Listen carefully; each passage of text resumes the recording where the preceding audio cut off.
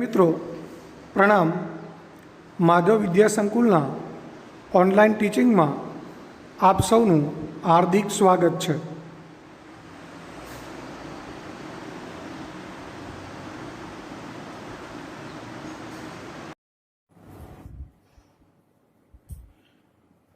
મિત્રો ધોરણ 8 ગણિત પ્રકરણ 2 ચલ સ્વરૂપ સમીકરણ સ્વાધ્યાય 2.2 નો પ્રશ્ન નંબર 6 જોઈએ.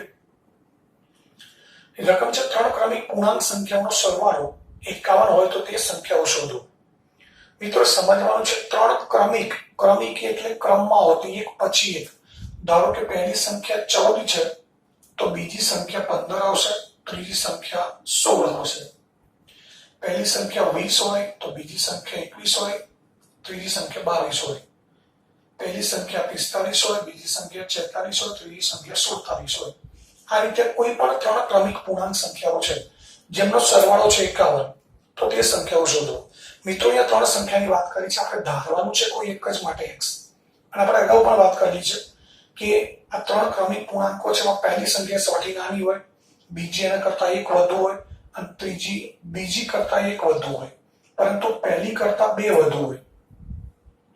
આના કરતા આ 1 વધુ છે. 15 કરતા 16 1 વધુ છે, પરંતુ 14 કરતા 2 વધુ છે. એટલે 14 માં 2 ઉમેરો એટલે 16 મળે, ત્રીજી સંખ્યા મળે. તો મિત્રો આપણે જ્યારે પહેલી સંખ્યા x ધારી લઈએ તો બીજી સંખ્યા જે 15 છે એ 14 કરતા 1 વધુ છે, એટલે કે બીજી સંખ્યા મળે આપણને x + 1. અને એ જ રીતે 16 છે એ 14 કરતા કેટલા વધુ છે? 2 વધુ છે. એટલે કે 14 બરાબર x હોય તો 16 બરાબર x + 2 થાય. તો આપણને 3 સંખ્યાઓ મળશે, પહેલી x, બીજી x + 1 અને ત્રીજી x + 2. મિત્રો સમજો, એક ઉદાહરણ આપેલું છે. આ જ 3 સંખ્યાઓ છે એવું સમજવાનું નથી, પરંતુ પહેલી સંખ્યા કરતા બીજી સંખ્યા 1 વધુ હોય, બીજી કરતા ત્રીજી 1 વધુ હોય, પરંતુ ત્રીજી સંખ્યા છે પહેલી કરતા 2 વધુ હોય એવું આપણે સમજી શકીએ. તો પહેલી સંખ્યા સૌથી નાની છે જેના માટે આપણે હંમેશા x ધારીએ છીએ. પહેલી x લઈએ તો બીજી એના કરતા 1 વધુ છે એટલે બીજી સંખ્યા x + 1 થાય. અને ત્રીજી સંખ્યા છે એ પહેલી સંખ્યા કરતા 2 વધુ છે એટલે ત્રીજી સંખ્યા x + 2 થાય. એવી જ રીતે અહીંયા 20 કરતા 21 1 વધુ છે અને 20 કરતા 22 2 વધુ છે. તો 20 માટે આપણે x લઈએ તો 21 માટે x + 1 થાય, 22 માટે x + 2 થાય. એવું જ અહીંયા 45 કરતા 46 1 વધુ છે અને 47 2 વધુ છે. તો 45 માટે x લઈએ, 46 માટે x + 1 થાય, 47 માટે x + 2 થાય. તો મિત્રો કોઈ પણ 3 ક્રમિક પૂર્ણાંક સંખ્યાઓ આવે તો એમાં હંમેશા પહેલી સંખ્યા x જ લેવાની, બીજી x + 1 અને ત્રીજી x + 2 આવશે. હવે આના બદલે ક્યારેક પરીક્ષામાં એવું પણ પૂછાતું હોય છે કે ક્રમિક અયુગ્મ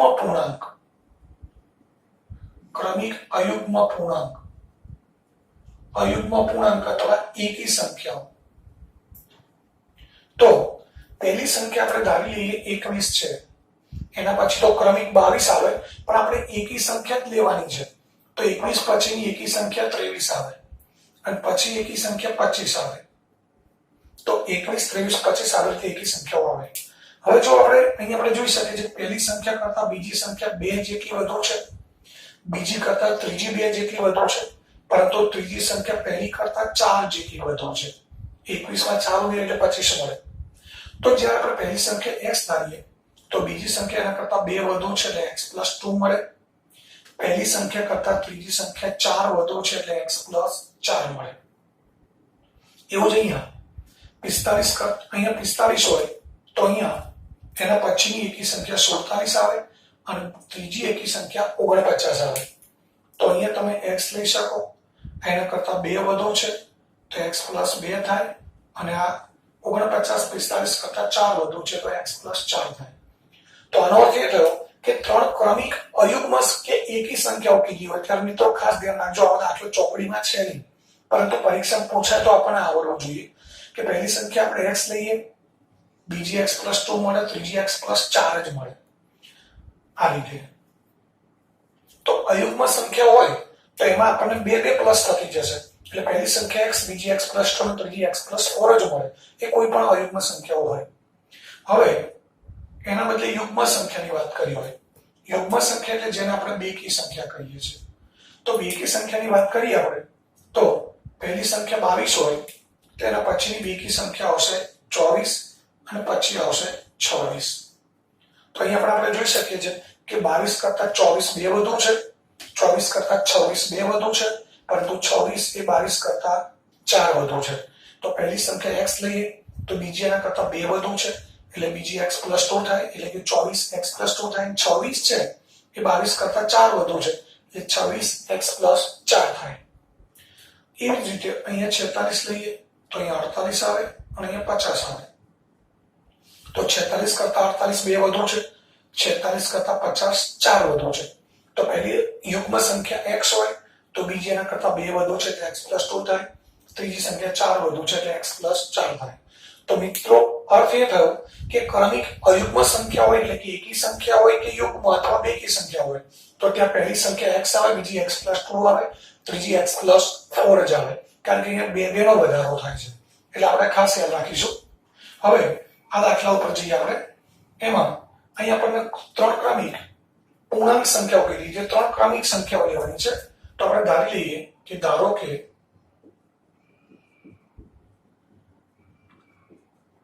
ત્રણ ક્રમિક પૂર્ણાંક સંખ્યાઓ અનુક્રમે x + 1 અને x + 2 છે. હવે આ ત્રણેયનો સરવાળો, ત્રણેય સંખ્યાઓનો સરવાળો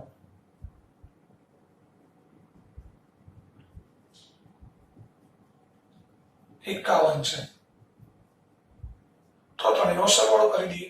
પહેલી સંખ્યા છે x, બીજી x + 16, ત્રીજી x + 2 બરાબર 51. એકદમ સરળ દાખલો છે. x + x + x કેટલા થશે? 3x.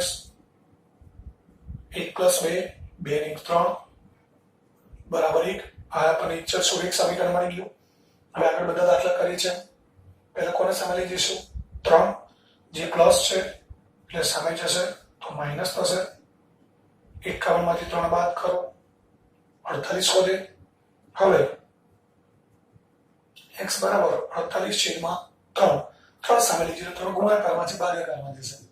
તો x બરાબર આપણને 16 * 48 છેદ ઉડાડીએ એટલે 16 * 48 મળે. x બરાબર 16 મળ્યા. હવે x એટલે આપણા માટે પહેલી સંખ્યા છે. બીજી સંખ્યા x + 1 એટલે 16 + 1 17. ત્રીજી સંખ્યા x + 2 એટલે 16 + 2 18. તો પહેલી પૂર્ણાંક સંખ્યા બરાબર 16, બીજી પૂર્ણાંક સંખ્યા બરાબર 16 + 1 17 અને ત્રીજી પૂર્ણાંક સંખ્યા 16 + 2 બરાબર 18. તો આ રીતે આ ત્રણ પૂર્ણાંક સંખ્યાઓ આપણને મળી ગઈ. એ ત્રણનો આપણે સરવાળો ચેક કરીએ તો આપણને 51 મળે. તો એકદમ સરળ દાખલો છે, પરંતુ મિત્રોને સમજાવ્યું એમ યુગ્મ અને અયુગ્મ સંખ્યા હોય તો ત્યાં x + 2 અને x + 4 લઈને દાખલો ગણવો. હવે ત્યાર પછી પ્રશ્ન નંબર 7 એક આના જેવો છે.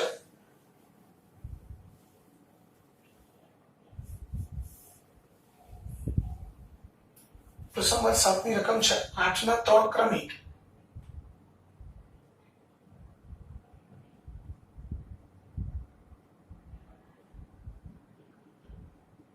ગુણિતોનો સરવાળો 881 છે. તો તે ગુણિત શોધો.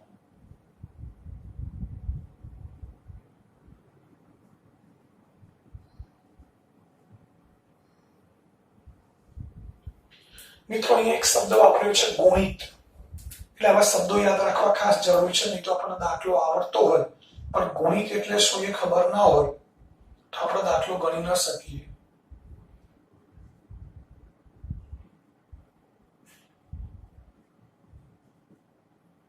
અહીંયા ગુણિત એટલે અવયવી અથવા ગુણક પણ કહેવાય.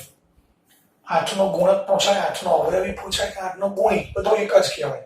હવે 8 ના અવયવી આપણને ખબર છે. 8 ના અવયવી એટલે 8 ના ગુણાંકમાં આવતી સંખ્યાઓ 8, 16, 24, 32 વગેરે. હવે એવું જરૂર નથી કે 8 થી જ હોઈ શકે. ધારો કે 120, 128, 134 આ રીતે પણ 136 આ રીતે પણ હોઈ શકે. કોઈ પણ સંખ્યાથી શરૂ થાય. 400 થી પણ શરૂ થઈ શકે. 400, 408, 416 કોઈ પણ હોઈ શકે. પણ એને જે પ્રથમ 3 ગુણિત છે, આ 3 ગુણિત એનો સરવાળો છે 888. તો આપણે 3 ગુણિત કેવી રીતે ધારવા એ જ ખાસ મહત્વનું છે. અને એના માટે મેં ઉદાહરણ લખ્યા છે કે આપણે ખબર છે 8 નો ગુણિત છે એટલે 8 જેટલા પ્લસ થવાના છે. જે મેં તમને હમણાં ક્રમિક પૂર્ણાંક સંખ્યાઓ સમજાવી, યુગ્મ સંખ્યાઓ સમજાવી, અયુગ્મ સમજાવી. એમાં 8 ના અવયવી છે. તો આના કરતા 8 વધુ છે. આના કરતા 16 વધુ છે. તો પહેલો ગુણિત લઈએ આપણે x. તો બીજો એના કરતા 8 વધુ છે એટલે બીજો x + 8 થશે. ત્રીજો 16 વધુ છે એટલે ત્રીજો x + 16 થશે. એટલે 8 વધતા જશે. 8 ના અવયવ છે તો સિમ્પલ વસ્તુ છે, 8 પ્લસ થાય. એટલે પહેલો અવયવી અથવા ગુણિત આપણે x લઈએ તો બીજો x + 8 થાય, ત્રીજો x + 16 થાય. તો આ રીતે 8 ના અવયવ છે એટલે 8 આપણે પ્લસ કરીશું. હવે એના બદલે ધારો કે એવું કીધું 7 ના અવયવ. તો મિત્રો પહેલો અવયવ આપણે x જ લઈશું. બીજો એમાં 7 પ્લસ થતો જશે કારણ કે 7 નો અવયવ 7, 14, 21, 28 આ ખબર છે. 7 નો ઘડિયો એટલે 7 તો 7 જ પ્લસ થવાના. તો પહેલો x હોય તો બીજો x + 7 થાય, ત્રીજો x + 14 થાય. તો મિત્રો આવી રીતે અહીંયા 8 ના ગુણિતની વાત કરી છે. પણ પરીક્ષામાં 8 ના ગુણિત સિવાય બીજી કોઈ પણ સંખ્યાના ગુણિત વાળો દાખલો પૂછાય તો આ આપણે બરાબર સમજ્યા હોય તો એ દાખલો આપણે ઈઝીલી ગણી શકીએ. એટલે આ ખાસ સમજવાનું છે કે જે સંખ્યાના અવયવી છે એટલા પ્લસ કરતા જવાનું. પહેલી સંખ્યા છે હંમેશા આપણે x ધારીશું અને બીજા જે સંખ્યાના અવયવી છે એટલા પ્લસ કરતા જઈએ. તો અહીં આપણે ધારી લઈએ, ધારો કે 8 નો પહેલો ગુણિત છે x, બીજો લઈશું x + 8, ત્રીજો લઈશું x + 16. તો ધારો કે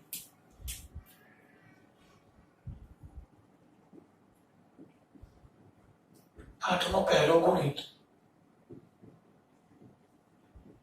બરાબર x, 8 નો બીજો ગુણિત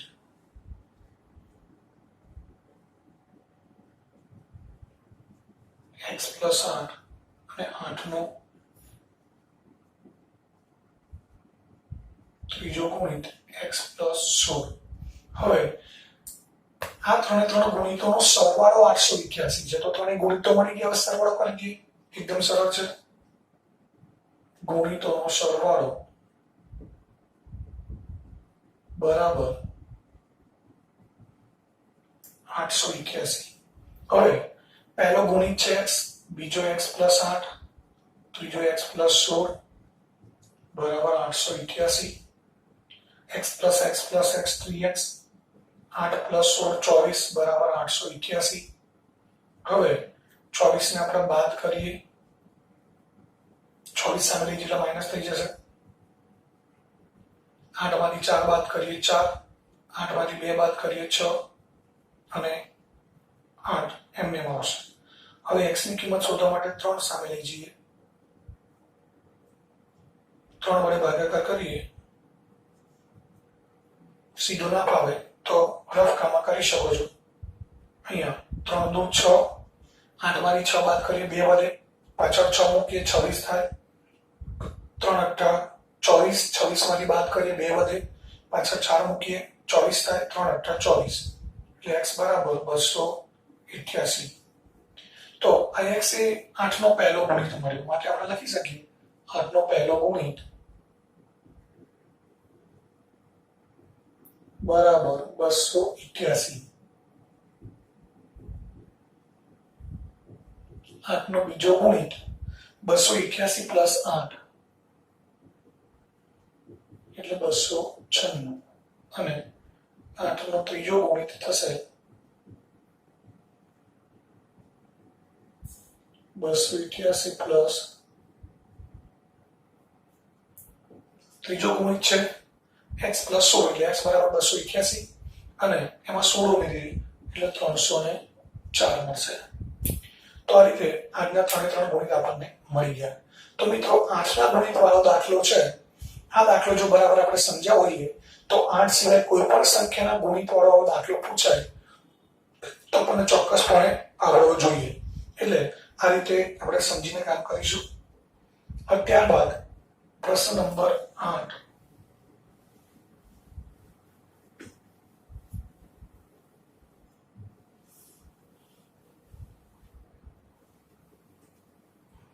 પ્રશ્ન નંબર 8 છે ચોથા ક્રમમાં રહેલી 3 પૂર્ણાંક સંખ્યાઓ.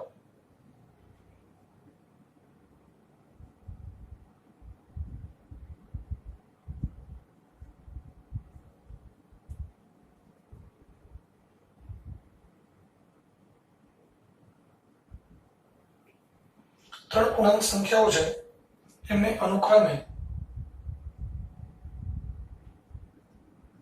2, 3 અને 4 વડે ગુણાકાર કરી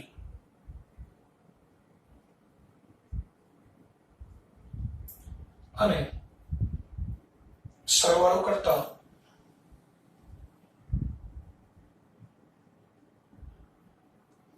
જો સરવાળો 74 આવે, જો સરવાળો 74 આવે તો તે સંખ્યાઓ શોધો.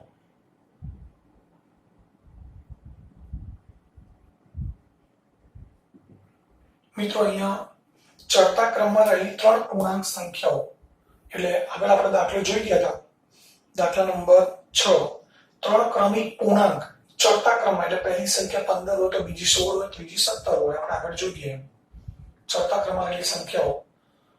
આના બદલે ઉતરતા ક્રમમાં રહેલી સંખ્યાઓ મિત્રો પૂછાય. ઉતરતા ક્રમમાં હોય તો 17, 16, 15 એક એક ઘટાડતા જવાનો ચડતો ક્રમ છે એટલે એક વધતી જાય. એ 3 પૂર્ણાંક સંખ્યાઓને અનુક્રમે 2, 3 અને 4 વડે ગુણવાના. પહેલી સંખ્યાને 2 વડે ગુણવાના છે, બીજી સંખ્યાને 3 વડે, ત્રીજી સંખ્યાને 4 વડે ગુણવાના છે અને ત્યારબાદ એનો સરવાળો કરવાનો છે.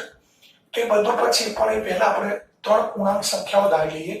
તો ક્રમિક ચડતા ક્રમમાં રહેલી 3 પૂર્ણાંક સંખ્યાઓ એટલે 3 ક્રમિક સંખ્યાઓ અને 3 ક્રમિક સંખ્યાઓ એટલે પહેલી x, બીજી x + 1 અને ત્રીજી x + 2 લઈશું આપણે. ધારો કે પહેલી પૂર્ણાંક સંખ્યા બરાબર x, બીજી પૂર્ણાંક સંખ્યા બરાબર x + 1 અને ત્રીજી પૂર્ણાંક સંખ્યા બરાબર x + 2. હવે આ 3 સંખ્યાઓ મળી ગઈ. પહેલી સંખ્યાને 2 વડે ગુણવાના છે, બીજી સંખ્યાને 3 વડે અને ત્રીજી સંખ્યાને 4 વડે. તો પહેલી સંખ્યાને 2 વડે ગુણતા